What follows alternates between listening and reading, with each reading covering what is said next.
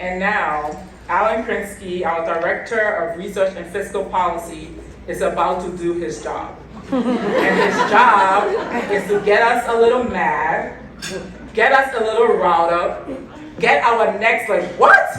I can't believe it. Oh, I knew it all along. His job is to remind us that we need to do better. Welcome, Alan Krinsky.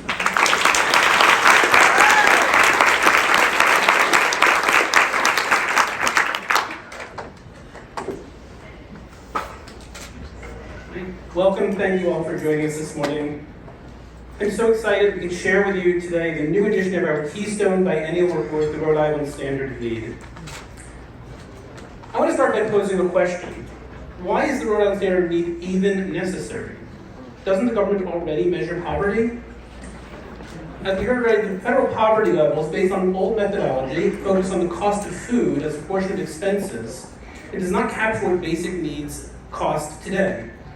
Let's take as an example the federal poverty level for a single parent with 2 children, a little under $25,000 last year. Seriously, if last year you were a single parent with 2 children and an income above this amount, you were not, according to the federal measure, in poverty. Let's just take rent off of that. Rent alone at about, let's say, $1,500 each month would claim a little over 70% of income, leaving just $7,000 for food, transportation, internet, healthcare, childcare, household supplies and clothing. $7,000 for the year. Even with no healthcare costs, you qualify for Right Care, Rhode Island's Medicaid program. And even with childcare assistance, you cannot pay for the basics. Yet you are not technically in poverty. This is the beginning of why we need the Rhode Island Standard of Need, to quantify a more realistic measure of expenses and income to cover basic needs. Beyond estimating what it costs to meet basic needs, we did the Rhode Island Standard of Need to explain how critical work support and other assistance programs can help narrow or bridge the gap when wage income is not enough. Such programs and the policies that give rise to them are what hold the line for many low and modest income Rhode Islanders. Here are the 5 key questions the report poses along these lines, asking about a basic needs budget and income, about work supports, as well as our racial and ethnic disparities and recent policy and program changes, along with suggestions for building upon recent progress. Now, I'm really thrilled to share with you what's new about this year's edition of the report, how we're breaking new ground. To start, we're using a new data source from one of our national partners, the Economic Policy Institute, their Family Budget Calculator. And one exciting advantage of this is that the calculator is available online for you to consult and even make comparisons across the nation. The calculator uses the same 6 expense categories we've always used for the RISN, for the Rhode Island Standard of Need, and many of the same underlying data sources. However, there are a few differences. The inclusion of internet access and healthcare copays and deductibles, as well as averaging car purchases and financing in addition to maintenance and gas. All additions that are quite reasonable for a basic needs budget. The calculator also provides county-level data for Rhode Island and across the country.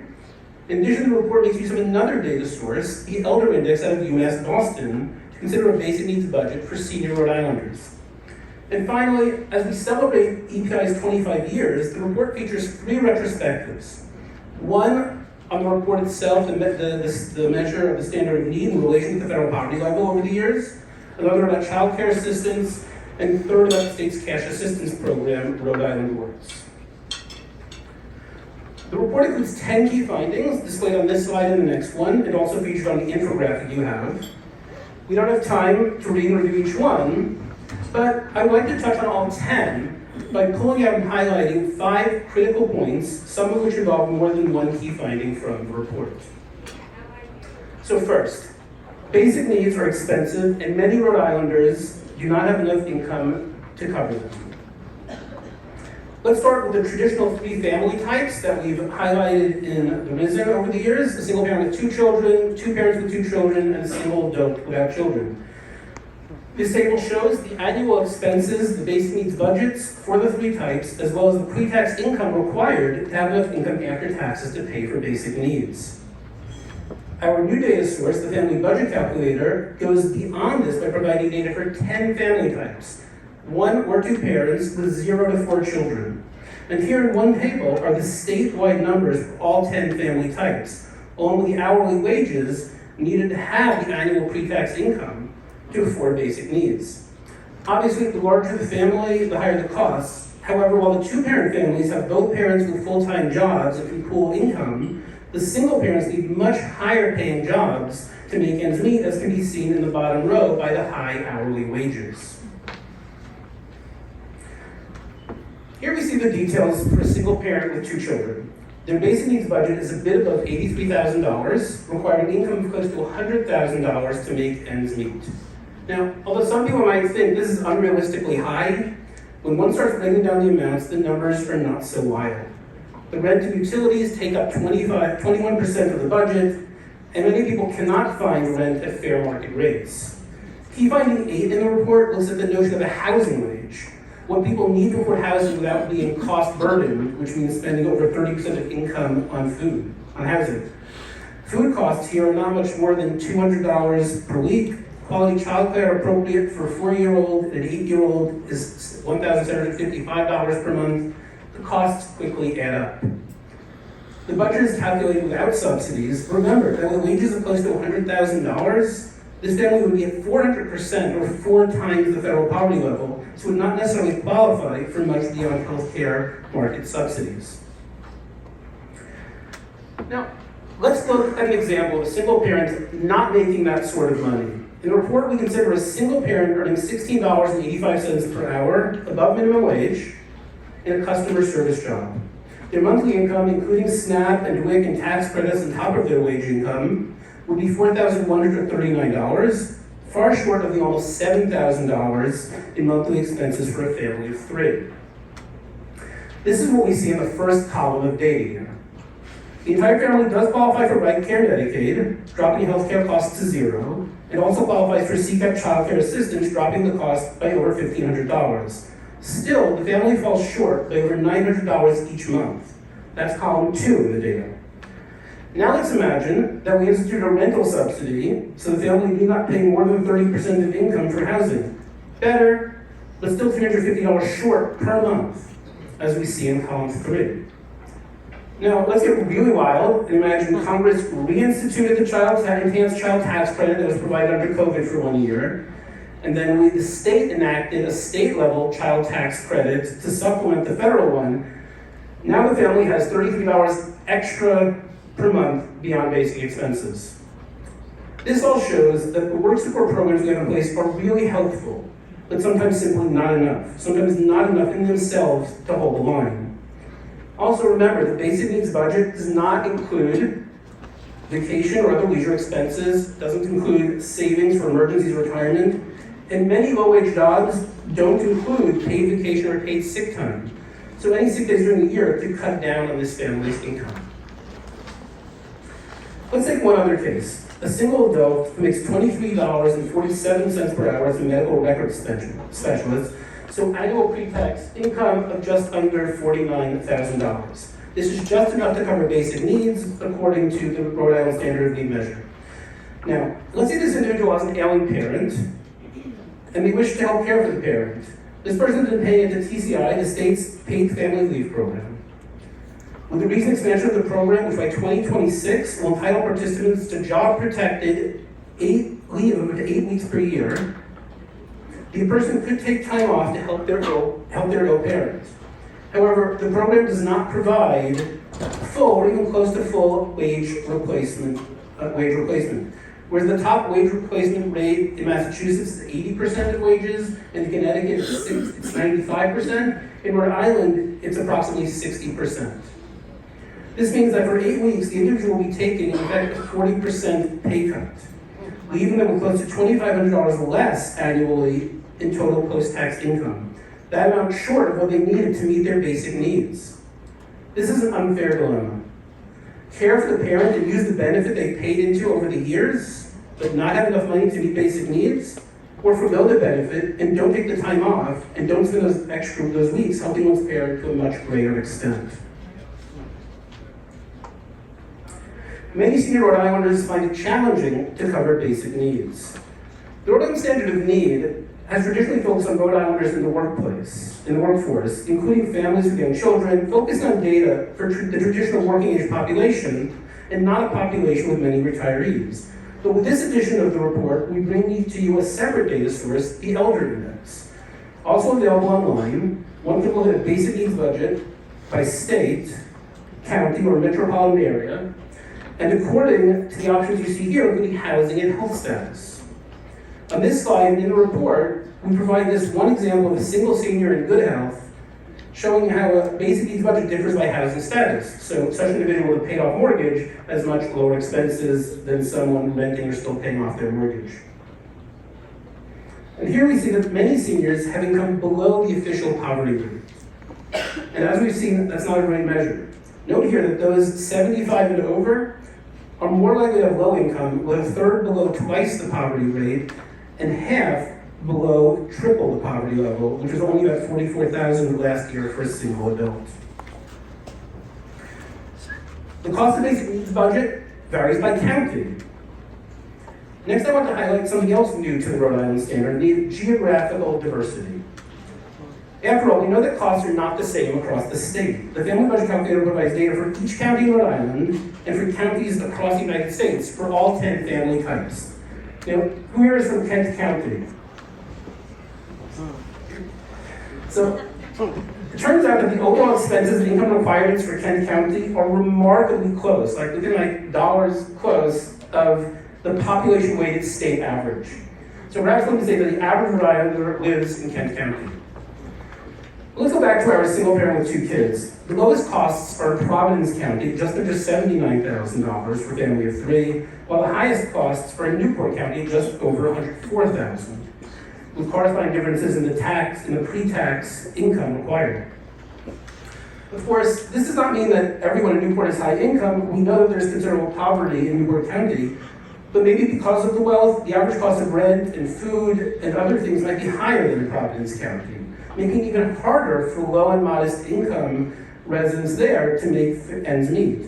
So we need to be paying more attention to these sorts of geographical differences across the state, in part to think about whether programs and policies need to be attuned to such differences. There are racial, ethnic, and gender income disparities that impact who can afford a basic needs budget. Speaking of differences, or here disparities, the Rhode Island Standard Need, we also look to these. Try to understand racial, ethnic, and gender income disparities. Here we see that for single adults, the percentages of working-age Black and Latino Rhode Islanders who do not have enough pre-tax income to cover basic expenses are higher than for white and Asian Rhode Islanders. The percentages of working-age women without enough income is higher than that of men. For parents with 2 children, the percentage without enough income to cover basic needs is much higher for Latino families than for white non-Latino families. And here we see how income is not distributed equitably by race and ethnicity. If things were equitable, we would expect all these columns to be at the same height, that across racial and ethnic categories, the same percentage of Rhode Islanders would have the lowest incomes on the left and the highest incomes on the right, but that's not what we see. We need to enhance work support programs, tax credits, and small business and other economic opportunities that will help reduce these disparities and increase equity across these dimensions. I just want to add one additional note on data. I would love to be able to dig deeper and share with you insights on differences among subgroups. For example, we know that the category Asian is far too broad and likely to express differences among East Asian, South Asian, and Southeast Asian communities, and the communities within those communities. Including with the data point on the previous slide that offered only a single number for all Asian Rhode Island single adults. We know that that's not really an adequate measure. And you don't see data here at all about indigenous communities. However, all the data we use for such analyses, such as most US Census data, are based on limited interviews, small sample sizes. Especially for the state the size of Rhode Island, it is difficult to find data that will allow drawing conclusions or making generalizations with any sort of confidence about differences among subpopulation groups. This is one of the challenges of our research and analysis work. So we need more and better collection of disaggregated data. For example, it's sort of been championed a few years ago by our keynote speaker and Arise to require collection of such data by the state's education department. For 2 decades, Rhode Island has disinvested state revenue in cash and child care assistance. Finally, let's look at state spending on assistance and holding the line. This year, EBI's 25th. We have been reflecting on the past and looking towards the next 25 years. Over the last 2 and 3 decades, Rhode Island has drastically cut its investment of state dollars in helping those in need, relying mostly on federal funds. Child care assistance is something needed not by only the lowest income Rhode Island families, but by many modest and middle income families who don't have the income to afford quality child care. This is important in part because without affordable child care, the entire economy is affected. This chart shows how the majority of child care assistance dollars once came from state revenue sources, in the blue columns here, but the state started cutting its investment in fiscal year 2006. Whereas we once spent over $50 million per year in state funds to support families this way, we now spend only about $10 million. And this is in absolute dollars, not inflation-adjusted dollars. Over $40 million less each year. Despite improvements over the years to programs, and we should applaud lawmakers for the recent increase of the CCAP entry income eligibility limit to 261% of the federal poverty level, just under $68,000 for a family of 3, this sort of spending is not even holding the line. Turning to Rhode Island Works, the state's cash assistance program, for those with the fewest resources, from 1991 through 2020, the monthly benefit amount remained flat at $554 for a family of 3, with no inflation adjustment for close to 3 decades. The benefit losing its purchasing value each year. It went up to $721 in 2021 without an inflation adjustment built in.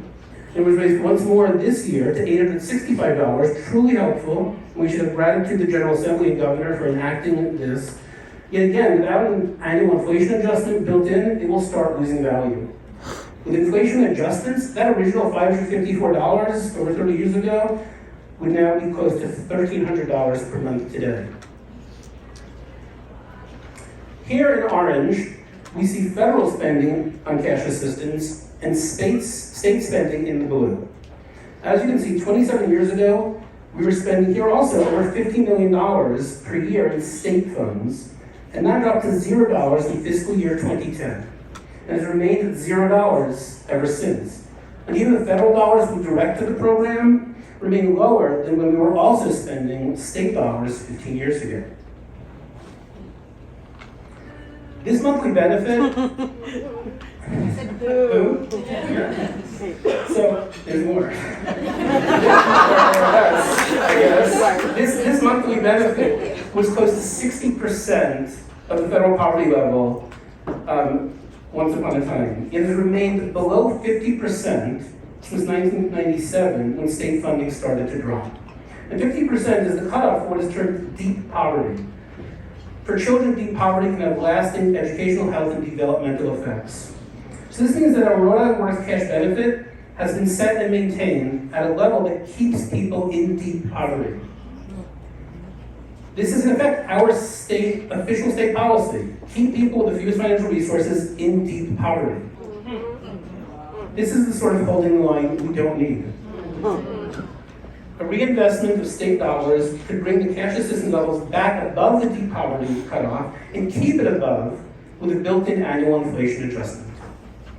So with both of these programs, the child care and the cash assistance, we detect a long-term state disinvestment in Rhode Island families and children.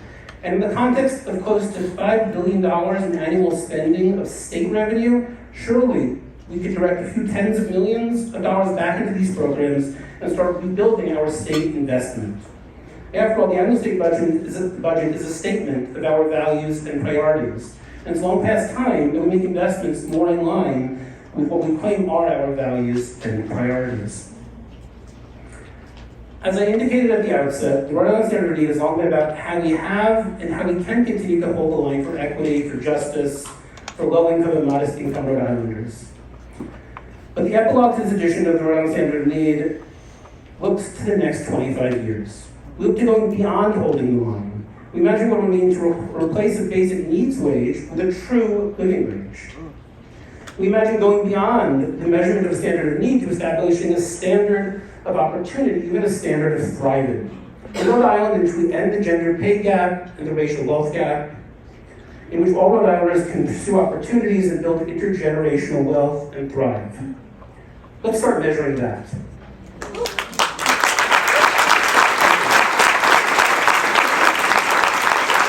Give it up for Alan, you all.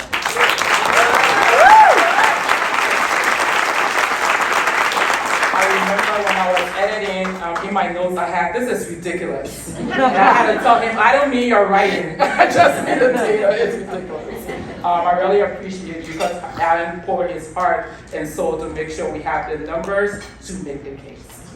And I'm hoping all of us can use these numbers as a blueprint for action. We have to have a Rhode Island policy agenda that changes things.